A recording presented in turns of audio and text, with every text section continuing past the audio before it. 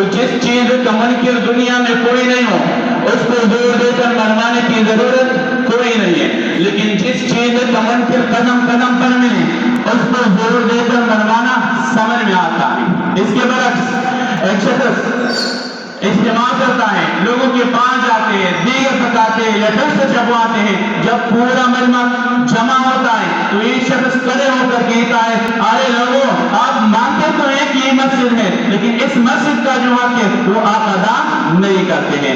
میں نے علماء کو بلائے، علماء آپ کو بتائے گا کہ اس مسجد کا حق کیا ہے، علماء آپ کو بتائے گا کہ اس مسجد کا حق یہ ہے کہ اس میں اللہ اللہ کی جائے، علماء آپ کو بتائے گا کہ اس مسجد کا حق کیا ہے کہ اس میں قرآن پاک کی تلاوت کی جائے، علماء آپ کو بتائے گا کہ اس مسجد کا حق کیا ہے کہ اس میں نماز پاک پڑھی جائے، تو علماء آپ کو بتائے گا کہ اس مسجد کا حق کیا ہے۔ آپ مانتے تو ہیں لیکن اس مسجد کے حق کو پورا نہیں کرتے۔ تو میرے دوست، آج ہم نبی کے آنے پر خوشی مناتے ہیں۔ نبی جس دن دنیا میں آئے ہیں اس دن ہم خوشی مناتے ہیں، لوگوں کو بھی بلاتے ہیں، کیسے چبواتے ہیں، دیگے پکاتے ہیں۔ تو نبی بھائی آپ نے پورے مجمع کو جمع کس لیے؟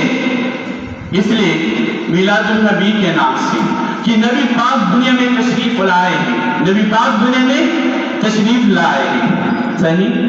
تو ایک مسلمان تو جو ہے کافر بھی مانتا ہے، لیکن نبی کے آنے کا مقصد کیا ہے؟ نبی کا آنا کس مقصد کے لیے ہوا تھا؟ نبی جس مقصد کے لیے آیا تھا ہم اس مقصد کو بھول چکے ہیں۔ نبی جس مقصد کے لیے آیا تھا وہ یہ نہیں تھا کہ دنیا میں ہم اپنے مطابق زندگی گزارے، جو ذہن میں آئے۔ تو اگر ایک بندہ جو ہے نا لوگوں کو جمع کرتے ہیں، ایک ایک کے پاس جاتا ہے، جب پورا مجمع اکٹھا ہوتا ہے تو یہ شخص کھڑے ہو کر کہتا ہے کہ اے لوگوں آپ مانتے تو ہیں کہ اللہ کے پیغمبر دنیا میں تشریف لائے ہیں، لیکن جس مقصد کے لیے وہ پیغمبر آیا تھا آپ اس مقصد کو بھول چکے ہیں۔ میں نے علماء کو بلایا ہے، علماء آپ کو بتائے گا کہ نبی کس مقصد کے لیے دنیا میں آئے تھے، کس مقصد کے لیے دنیا میں آئے تھے۔ علماء آپ کو بتائے گا کہ نبی کا طریقہ کیا تھا، علماء آپ کو بتائے گا کہ نبی کی حالت کیا تھی۔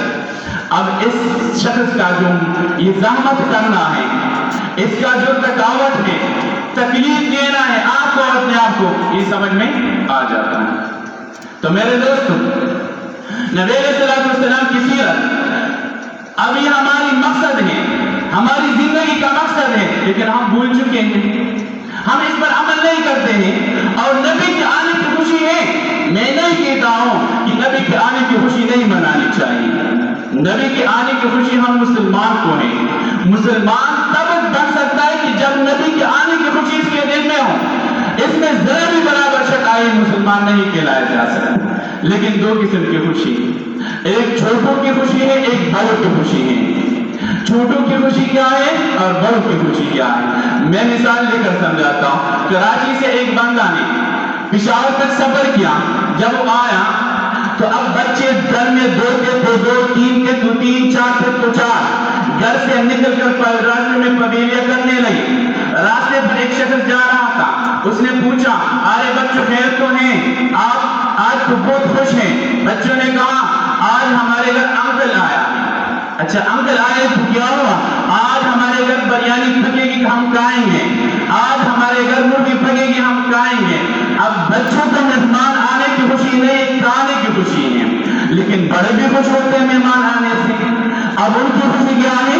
مہمان سے پوچھتے ہیں کہ آپ نے کراچی سے پشاور کا وہ طویل سفر کیا، کس لیے کیا ہے، کس مقصد کے لیے کیا ہے؟ اب یہ بڑے زور لگاتے ہیں، تکلیف اٹھاتے ہیں، اس کے ساتھ جاتے ہیں اور اس مقصد کو پورا کرتے ہیں کہ آپ جس مقصد کے لیے آئے ہیں کہ اس مقصد کو پورا کیا جائے۔ تو نبی کے آنے کی خوشی ہر انسان کو ہے، لیکن ایک مقصد کی خوشی ہے اور ایک دوسری خوشی ہے۔ کون سی خوشی منانی چاہیے؟ مقصد کی۔ اور یہ مقصد کا تعلق سال میں ایک دن سے ہے یا پورے سال سے؟ پورے سال سے ہے نا۔ اٹھتے جاتے، کھاتے پیتے سوتے، بھائی ہر وقت انسان یہ خیال کرے کہ اس میں میرے آقا کا طریقہ کیا تھا۔ نبی علیہ السلام کا ایک صحابی ہے، اس کا نام تھا ابو محذورہ رضی اللہ۔ ابو محذورہ رضی اللہ عنہ سے پڑھے، اور اس کے ساتھ اور بھی لوگ ہیں، اور بھی بچے ہیں کفار کے۔ تو کفار کے بچوں نے نبی علیہ السلام کی ایک صحابی کی اذان کی نقل اتاری. نبی علیہ السلام نے کہا اس کو پکڑو اور میرے حوالہ کرو. نبی علیہ السلام کے صحابہ جب وہ گئے تو وہ سارے کے سارے بھاگ گئے, ایک ابو محذورہ باقی رہا. جب ابو محذورہ کو پکڑ کر لایا گیا تو نبی علیہ السلام نے کہا اے ابو محذورہ آذان پڑھو. ابو محذورہ نے ڈر کی وجہ سے آذان کے کلمات نہیں پڑھے. نبی علیہ السلام نے اس کے سر پر شفقت کی ہاتھ رکھی اور نبی علیہ السلام نے کہا بیٹا پڑھو. ابو محذورہ رضی اللہ عنہ نے کہا اللہ اکبر اللہ اکبر. کہا ذرا زور سے پڑھو. ابو محذورہ رضی اللہ عنہ نے پھر پڑھا اللہ اکبر اللہ اکبر. تو ابو محذورہ رضی اللہ عنہ کے دل میں اللہ جل شانہ نے ایمان داخل کیا, وہ اسلام لائے, مسلمان ہو گیا. اب یہ ابو محذورہ رضی اللہ عنہ جب بڑا ہو گیا, جوانی گزر گئی اور اس لیے وہ بات نہیں کاٹی. کسی نے پوچھا ابو محذورہ, روایات میں آتا ہے کہ اس کے بعد عورتوں کے بالوں سے بھی زیادہ لمبے تھے. کسی نے پوچھا ابو محذورہ آپ نے اتنے بڑے لمبے بال کیوں رکھے ہیں؟ اس نے کہا اس بالوں کو میں نہیں کاٹ سکتا ہوں کیونکہ اس پر اللہ کے پیغمبر نے ہاتھ رکھا ہے, میں اس کو نہیں کاٹ سکتا. تو نبی کی سیرت کو اپنا چکے تھے, نبی کا حکم جو تھا وہ اپنا چکے تھے. ایک صحابی ہے اس کا نام ہے انس بن مالک رضی اللہ عنہ. انس بن مالک رضی اللہ عنہ نے نبی علیہ السلام کی 10 سال خدمت کی ہے. انس بن مالک رضی اللہ عنہ فرماتے ہیں کہ میں نے اللہ کے پیغمبر کو دیکھا. اللہ کا پیغمبر کدو تلاش کر کے اٹھاتا ہے. میں نے پوری زندگی میں مجھے کدو سے زیادہ لذیذ کوئی غذا نہیں تھی. صحیح. اب اگر یہ ہم ہیں تو ہم کہتے ہیں کہ نبی کو کدو پسند تھا, ہمیں مچھلی پسند ہے, اس میں کیا ہے بھائی؟ ان کو اس سے بھی بہت زیادہ محبت تھی. اب نبی کا طریقہ جو ہے وہ کیوں نہیں اپناتے تھے؟ ایک صحابی ہے اس کا نام ہے عمر رضی اللہ عنہ. آپ جانتے ہیں 22 لاکھ مربع میل پر بادشاہت کی ہے. عمر رضی اللہ عنہ کے بارے میں آتا ہے کہ عمر رضی اللہ عنہ راستے پر جا رہے تھے, راستے میں ایک پتھر آیا. عمر رضی اللہ عنہ نے جان بوجھ کر اس پتھر سے یوں ٹوٹا لگا اور پھر جو ہے نا وہ روانہ ہوئے. کسی نے کہا آپ نے جان بوجھ کر پتھر سے پاؤں کو کیوں مارا؟ اس نے کہا میں اللہ کے پیغمبر کے ساتھ تھا, تو اللہ کے پیغمبر جب یہاں سے گزر رہا تھا تو اللہ کے پیغمبر کو یوں ٹوٹا لگا, تو میں نے مناسب نہیں سمجھا, میری زمین نے اجازت نہیں دی کہ میں یہاں سے گزروں اور میں بغیر ٹوٹا کے گزر جاؤں. ایک صحابی ہے اس کا نام ہے عبداللہ بن عمر رضی اللہ عنہ. عبداللہ بن عمر رضی اللہ عنہ کے بارے میں آتا ہے کہ وہ راستے پر جا رہا تھا, اس کے ساتھ غلام بھی تھا. عبداللہ بن عمر رضی اللہ عنہ کو قضاء حاجت نہیں تھی. اس نے سواری رکوائی اور نیچے اتر کر قضاء حاجت کے لیے بندہ جیسا بیٹھتا ہے اسی طرح وہ بیٹھا اور پھر روانہ ہو گیا. تو غلام نے پوچھا کہ آپ کا ہم تو بہت تیز جا رہے تھے, آپ نے سواری جو ہے نا رکوائی, اگر قضاء حاجت نہیں تھی تو آپ نے پھر کیوں یہ کام کیا, آپ نے ویسے ٹائم ضائع کیا. اس نے کہا کہ میں اللہ کے پیغمبر کے ساتھ تھا, اللہ کے پیغمبر یہاں پر اترا اور اس نے قضاء حاجت کی. اگرچہ مجھے قضاء حاجت نہیں تھی لیکن میں نہیں چاہتا تھا کہ اللہ کے پیغمبر کا یہ طریقہ بھی چھوڑ جاؤں. اب اس میں کوئی گناہ بھی نہیں, لیکن نبی کا طریقہ, نبی کی سیرت کو اپنا چکے ہیں. نبی کی سیرت کو چھوڑنے کے لیے وہ تیار نہیں ہے. ایک صحابی ہے اس کا نام ہے سفینہ, اب اپنا نام اور ہے, لیکن جب صحابہ کرام رضی اللہ عنہ اجمعین راستے پر جا رہے تھے تو نبی علیہ السلام نے دیکھا کہ یہ تو بوجھ بہت اٹھاتا ہے. نبی علیہ السلام نے کہا ارے آپ تو سفینہ ہیں. اس نے کہا مجھے اپنا نام نہ کہو, مجھے سفینہ کہو. آپ میں سے شاید ایک دو کو یاد ہوگا کہ ابو ہریرہ کا اپنا نام کیا تھا؟ ابو ہریرہ کا اپنا نام تھا عبد الرحمن. اب ابو ہریرہ رضی اللہ عنہ یہ وہ صحابی ہیں جس سے سب سے زیادہ احادیث منقول ہے. سب سے زیادہ اگر احادیث منقول ہے تو وہ ابو ہریرہ رضی اللہ عنہ سے منقول ہے 5374. ابو ہریرہ رضی اللہ عنہ نبی علیہ السلام نے دیکھا, اس کے پاس ایک بلی تھی. نبی علیہ السلام نے کہا یا ابا ہریرہ, اے بلی والے. اب جیسے عربی زبان میں باپ کے لیے بولا جاتا ہے اسی طرح والا کے لیے بھی بولا جاتا ہے. تو نبی علیہ السلام نے کہا یا ابا ہریرہ. اب دنیا میں میرے خیال میں اس کے نام جاننے والے دو چار ہوں گے, لیکن ہر کوئی ابو ہریرہ کے نام سے اس کو پہچانتے ہیں. اب اس کو وہ نام اتنا پسند آیا کہ اس نے کہا مجھے عبد الرحمن نہ کہو, مجھے ابو ہریرہ کہو. ابو بکر صدیق رضی اللہ عنہ کا نام شاید آپ میں سے کسی دو کو یاد ہوگا کہ اس کا نام کیا تھا. نبی علیہ السلام نے جب دیکھا کہ ابو بکر ہر کام میں فیل کرنے والے، نبی علیہ السلام نے کہا ہمیں چاہیے جنگ کے لیے سامان چاہیے، جنگ کے لیے جو ہے نا ہمیں پیسے چاہیے. ابو بکر رضی اللہ عنہ نے فیل کیا. ابو بکر رضی اللہ عنہ ہر کام میں فیل کرتے تھے. نبی علیہ السلام نے کہا اونٹی چاہیے، ابو بکر رضی اللہ عنہ نے کسبہ اونٹی دی. نبی علیہ السلام نے کہا کہ ہجرت کے لیے جاتا ہوں، ایک ہم سفر چاہیے، ابو بکر رضی اللہ عنہ ساتھ میں ہیں. نبی علیہ السلام نے ایک عورت کے ساتھ شادی کی جو کنواری تھی، وہ ابو بکر صدیق رضی اللہ عنہ کی بیٹی تھی. تو ابو بکر صدیق رضی اللہ عنہ نے ہر کام میں فیل کیا. جب اللہ کے نبی نے دیکھا کہ یہ ہر کام میں فیل کرتے ہیں تو اللہ کے نبی نے کہا یا ابا بکر، اے فیل کرنے والے. تو ابو بکر صدیق رضی اللہ عنہ کا نام یوں پسند آیا کہ وہ اس نام سے خوش ہوتے تھے. اب دنیا میں وہ نام میرے خیال میں دو چار جاتے کہ اس کا اپنا نام کیا تھا. تو ان کو اس کے ساتھ بہت محبت تھی. نبی علیہ السلام جو بھی کام کرتے، نبی علیہ السلام جو حکم کرتے، جیسا وہ پہنتے تھے تو وہ اس کو اپنا مقصد بناتے تھے. نبی علیہ السلام جس طرح جا رہے ہیں وہ اس کو اپنا مقصد بنا رہے ہیں.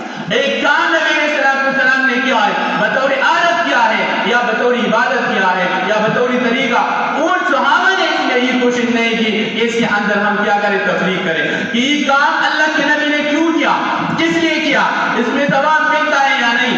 انہوں نے بغیر اس تفریق کے نبی علیہ السلام کے ہر ادا کو زندہ رکھا. نبی علیہ السلام کے ساتھ محبت کی انتہائی. یہی وجہ ہے کہ صحابہ کرام کو اللہ جل شانہ نے معیار ایمان بیانا ہے. آمنوا کما آمن الناس، ایمان لاؤ جس طرح صحابہ کرام رضی اللہ عنہم اجمعین ایمان لا چکے. تو نبی علیہ السلام کی سیرت کو اپنا چکے تھے، نبی علیہ السلام کے ہر ادا کو اپنا چکے تھے. نبی علیہ السلام کی ہر زندگی میں ہر لمحے، ہر حالت، ہر عادت کو محفوظ رکھنے کی کوشش کرتے تھے. نبی علیہ السلام کے حوالے سے شمائل میں بہت ساری باتیں ہیں، میں وہ تو بیان نہیں کر سکتا، ٹائم بہت کم ہے. لیکن وہ باتیں کنہوں نے محفوظ کی، صحابہ کرام رضی اللہ عنہ نے محفوظ کی. اور کیوں محفوظ کی، کس طریقے سے محفوظ کیا، عمل کر کے امت کو دکھا. تو نبی علیہ السلام کی جو سیرت ہے الحمدللہ، اب تو اسی نے بھی حکم دیا، اب تو ہمارے کورس میں بھی شامل ہوگا. لیکن اب ضرورت اس کی کیوں پیش آئی، کیونکہ ہم نبی کی سیرت کو بھول بھی چکے ہیں اور اس پر عمل کرنا بھی بھول چکے ہیں. ہمیں بہت کم یاد ہوگا کہ نبی علیہ السلام نے بال رکھے تھے تو وہ کس طرح رکھے تھے، نبی علیہ السلام کے بالوں کا طریقہ کس طرح تھا، نبی علیہ السلام کے کپڑوں کا طریقہ کس طرح تھا، نبی علیہ السلام کے جانے کا طریقہ کس طرح تھا، نبی علیہ السلام کی وضو کرنے کا طریقہ کس طرح تھا. میرے خیال میں اگر جانتے ہیں تو بہت کم لوگ جانتے ہیں. اب عمل کرنے کی بات ہے تو نبی علیہ السلام کے طریقے پر عمل کرنے والے بھی بہت کم آپ کو ملیں گے. تو نبی علیہ السلام کے طریقے کو ہم چھوڑ کر غیروں کے طریقے میں اگر اپنے لیے نجات اور راحت کو پاتے ہیں تو یہ دور کی بات ہے. یہ خیال استو محال استو جنون، یہ نہیں ہو سکتا ہے. ایک واقعہ ہے، مثال کے لیے پیش کرتا ہوں. ایک شخص تھا، اس کا ایک کتا تھا اور ایک گدھا تھا. اب وہ شخص سویا، مالک سویا، تو ایک شخص نے کوشش کی کہ میں اس کے گھر میں گھس کر اس کا سامان چرا لوں. اب جب اس نے کوشش کی، جب اس نے دیوار کے اوپر سے دیکھا کہ مالک سویا ہوا ہے، اب یہ کوشش کر رہا ہے، تو گدھے نے کتے کو کہا کہ آپ اپنی آواز نکالیں تاکہ مالک اٹھے اور وہ اس کا کوئی طریقہ کار بنا لے. تو کتے نے کہا میں تو یہ کام نہیں کروں گا. اب گدھے نے مجبور ہو کر کہ اب یہ کام تو نہیں کر رہا ہے، مالک نے ہمارے اوپر بہت احسانات کیے ہیں نا. تو جب گدھے نے آواز نکالنا شروع کیا، مالک اٹھا اور کہا او نو، اس بیچارے کو میں نے گھاس نہیں دیا ہے، اب اس نے آگے میں نے گھاس ڈالا. اب دوبارہ جب مالک گیا اور وہ سویا تو اس کے بعد جو ہے نا پھر اس نے اس جو چور تھا اس نے سر پھٹایا کہ مالک تو سویا ہوا ہے.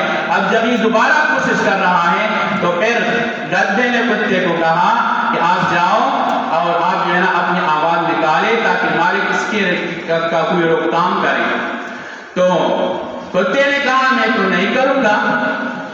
اب گدے نے پھر سوچا کہ مالک کے بہت سارے احسانات ہیں، تو اس نے آواز جب نکالنا شروع کیا۔ اب مالک اٹھا، اس نے کہا او میں نے گھاس تو ڈالا ہے لیکن پانی بھول گیا ہوں۔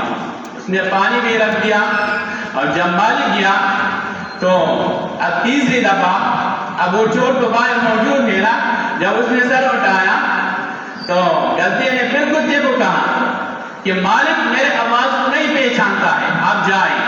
اب کتے نے کیا کہا کہ مالک 2 دفعہ آیا، صرف آپ کا آواز پوچھتا ہے، میری کوئی حالت نہیں پوچھتا ہے، تو میں کیوں کروں؟ میں تو بالکل اب نہیں کروں گا۔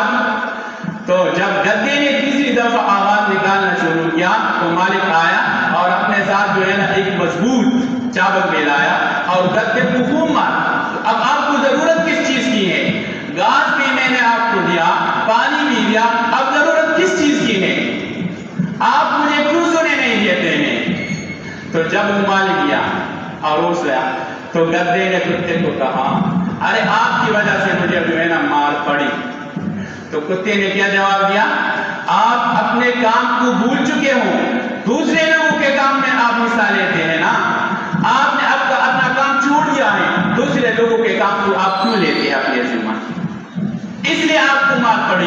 تو ہم نے اپنے نبی کے طریقے کو چھوڑا ہے، غیروں کے طریقے کو ہم اپناتے ہیں، ان کے راستے پر جب ہم چلتے تو ہم کہیں گے کہ کیا ہمیں اس میں سکون ملے گی، اس میں آرام ملے گی؟ یہ نہیں ہو سکتا۔ اگر آرام ملنا چاہیے انسان کو، وہ چاہتا ہے کہ مجھے آرام ملے، مجھے سکون ملے، مجھے نجات ملے، مجھے راحت ملے، تو اس کو نبی علیہ السلام کے طریقے پر چلنا ہوگا، نبی علیہ السلام کی سیرت اپنانے پڑنے گی، نبی علیہ السلام کی جو زندگی ہے اس کی اسٹڈی کرنی ہوگی، اس کو پڑھنا ہوگا کہ اس نے زندگی کس طرح گزاری، نبی علیہ السلام نے کس طریقے سے امت کو بتایا، امت کو جو ہے نا عملی بھی شکل جو ہے نا چھوڑ کر کے چلا گیا، اور امت کو زبانی بھی۔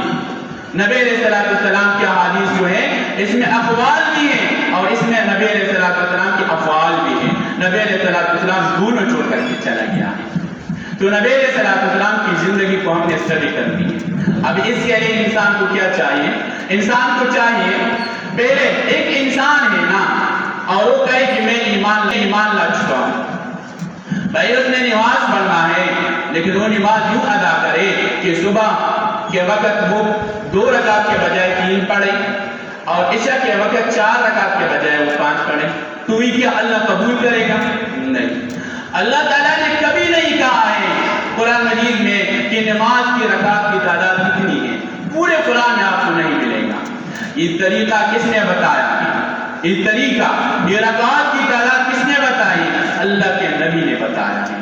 تو اللہ کہہ رہا ہے اگر آپ چاہتے ہیں کہ آپ جنت میں جائیں تو 2 چیزیں ضروری ہیں، الا الذین آمنوا والعصر ان الانسان لفی خسر، الا الذین آمنوا، اللہ فرماتے ہیں کہ عصر کی قسم ہر انسان خسارے میں ہے، الا الذین آمنوا، مگر وہ لوگ ایمان لاتے جو عمل الصالحات میں نے نیک اعمال کی۔ تو بھائی ایمان لانا بھی ضروری ہے اور نیک عمل کرنا بھی ضروری ہے، یہ دونوں ضروری ہیں، تب ایک بندہ جو ہے نا جنت میں جائے گا۔ ایک بندہ کہے کہ میں ایمان لا چکا ہوں لیکن نیک عمل کرنے کی ضرورت نہیں، تو عمل کر کو چھوڑے یہ بندہ جنت میں نہیں جائے گا، اگر جائے گا تو دوزخ میں جائے گا۔ پھر اس کے بعد یہی قانون ہے، اگر اللہ چاہتے تو بغیر قانون کے بھی وہ کر سکتا ہے، لیکن قانون بتا رہا ہوں، قانون یہی ہے کہ ایمان بھی لاؤ اور نیک عمل بھی کرو۔